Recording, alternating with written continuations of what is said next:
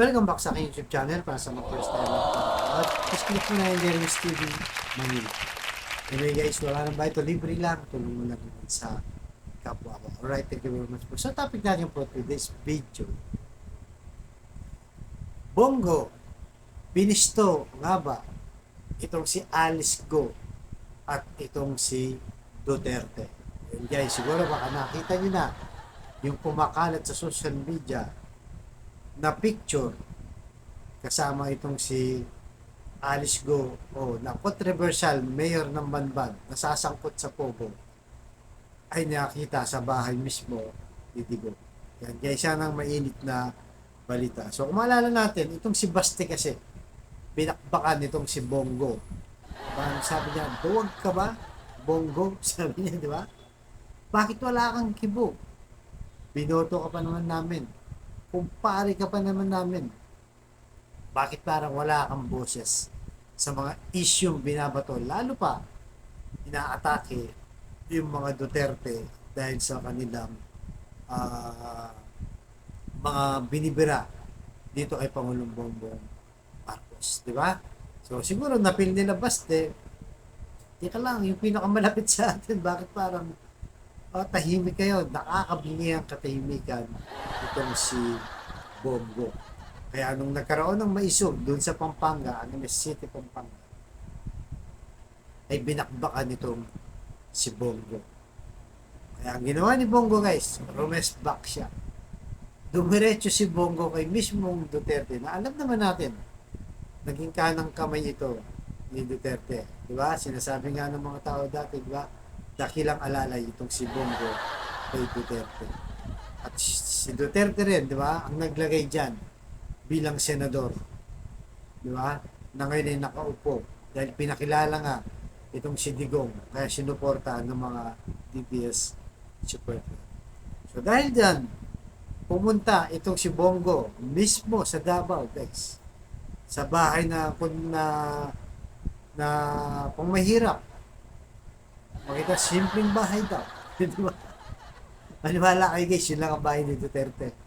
Simpleng bahay daw. Pumunta siya doon para resbakan itong si Baste. Kaya sabi ni Bongo, at bukod kasi doon guys, may kumakalat din na balita, di ba? Na namatay na nga itong si Digong. Kaya para pabulaanan din yan, sinabay na siguro ni Bongo. Di ba? Yung pagpunta doon, dalawa yung purpose niya. Una, para ibalita na buhay na buhay pa. Na pumapalo pa itong si Digong. So, habang nagle-live siya video, di ba, para patunayan niya na buhay pa, at sinabi rin niya kay Baste na, hindi, noona ko muna yung paglilikod sa bayan bago yung politika. Talagang nirespakan talaga itong si Baste. So, habang nagle-live video sila guys, kung napanood yun, at nagpicture sila, ayan, ba nakita niyo sa picture, nakita guys, yung frame na lumang-luma. At may picture din itong si Alice Go ng Banban Tarlac na controversial na po kasama si Digong sa isang bahay lang, di ba? So yun guys, so ibig sabihin nito, hindi mo naman kailangan maging matalinong tao guys, di ba? Anong ginagawa ni Alice Go sa bahay ni Duterte? At hindi sa Malacanang ha, sa mismong bahay sa Davao. So Tarlac Tarlac mayor siya. So ibig sabihin talagang sinadya ni Alice Go ang pagpunta diyan kay Digong sa Davao. Bagamat sinasabi naman niya sa hearing na sinuportahan siya ni Duterte, di ba yung binanggit na pangalan na sabi niya, yung nakaraang administrasyon. Dati, pinagtatalunan pa to. Ang sinasabi niya bang administrasyon ay yung nakaraang mayor. Di ba? Administrasyon din kasi yun, di ba? Sa local. O yung presidente. Marami pa naghahaka. Kahit tayo guys, hindi natin masabi nun kung siya ano yung tinutukoy niya. Dahil hindi naman naitanong kung anong administrasyon sa Senado. Pero ngayon lumabas, talagang si Digong pa lang tumulong. Hindi na rin tayo magtataka guys dahil alam naman natin ang nagpapasok ng Pogo itong si Digong, di ba? Sa ating bansa. At i-connecta mo na lang din guys, di ba? Yung natagpuang Korak Pogo, nandun din, di ba? Nakita rin yung dokumento na si Harry Roque, yung kanyang papeles, kung saan pirmado niya. At siya pala yung legal consultant, di ba? O yung abogado nung may-ari ng lupa na yun, ng Pogo. So hanggang ngayon, controversial pa rin yan guys. Controversial pa rin. So konektado itong Pogo, di ba? Kaya masasabi natin, malakas itong si Alice Go kay Duterte. Di ba? Kasi kung hindi yung malakas guys, hindi yung makakapasok sa bahay sa dami ng mayor ng Pilipinas. Di ba? Siyempre, hindi naman lahat siyang kilala ni Digong.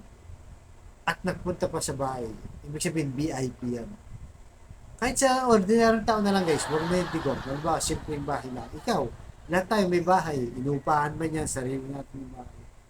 Magpapasok ka ba ng mga bisita kung hindi mo kilala o hindi ka tiwala? Ganun lang yun, di ba? Ganun lang yun. So, kaya siguro guys, yung panahon ni Digong, kaya malakas sa loob ni Alice Go dahil konektado siya kay Digong.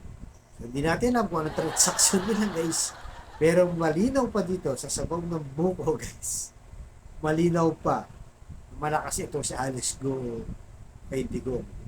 At malinaw din dito, even si Bongo, wala man dito sa picture, ang nasa picture dito, hindi masyadong kilala. Bukod kay Paeldon. Kilala nyo si Nick Paeldon guys, di ba? Ito yung Bureau of Custom. So, ibig sabihin, pag Bureau of Custom, ano bang ipasok mo mga kargamento dyan, pasok yan, di ba? Wala yung magiging hadlang, tuloy-tuloy lang yan. At pagkatapos ng maging custom commissioner to, siya yung napunta sa Bucor bago kay Bantay. So nakita nyo guys, konektado. At siyempre itong si Bongo, sigurado, kilala din niya to. Bakit kanang kamay itong si Bongo ni Digong? Di ba? Nung panahon na yon guys, dahil wala tayong vice president, si Leni hindi naman niya kakampi. Di ba? Na itsupere si Leni Robredo. Ang lumalabas na vice president, itong si Bongo. Di ba? At lahat ng appointment, lahat ng clearance ay dumadaan kay Bongo. So, ibig sabihin, lahat ng desisyon ni Digong, lahat ng mga taong kumakausap sa kanya, lahat ng taong nakipag-meeting sa kanya, lalo pa sa bahay guys, di ba? Nakita niyo naman, di ba? Yung picture, pinagsama na natin. Yung frame, lumang-luma, di ba? Yung mga kortina, parang parehas lang. Hindi lang natin alam kung kailan nakuha na to, pero isa lang ang sigurado natin dito. Nasa loob sila ng bahay ni Digong. Di ba? Hindi nga naman basta-basta makakapasok dyan, guys. Kung hindi mo kilalang matindi itong si Digong, kung hindi ka close. Kaya ako na konektado talaga. Hindi natin alam kung ano ang magiging kalabasan nito. Baka pag sa susunod na hearing sa Senado, baka mahanungkat. Sana nga mahanungkat to para tanungin siya kung ano talaga yung ano ni Digong kay Alice Go. So kayo guys, anong masasabi nyo dito? Hindi mo na kailangan maging abogado dito. Di ba? O maging matalinong tao. Pag ang tao pinapasok mo, lalo na kung presidente ka, VIP yan, natural ka, close mo yan. Di ba? At talagang meron kayong transaction. Alam nga naman na masyal lang dyan. Tapos, nag-picture-picture lang yan, diba guys? So, kayo naman ang umusga guys. Malinaw dito. Talagang may connection. Diba? Alam naman natin sa Pilipinas guys, backer system tayo. Pag malakas ang backer mo, wala kang problema kung ano man transaksyon ang gagawin. Eh, ito, presidente ito. Tapos mayor siya ng Banban. At ngayon, controversial. Buti na lang, sinampanan siya ng kaso. At asahan natin, marami man silang naitatago. Lalabas ang katotohanan. Right guys, baka mo yung susunod kong vlog. Maraming salamat po. Thank you.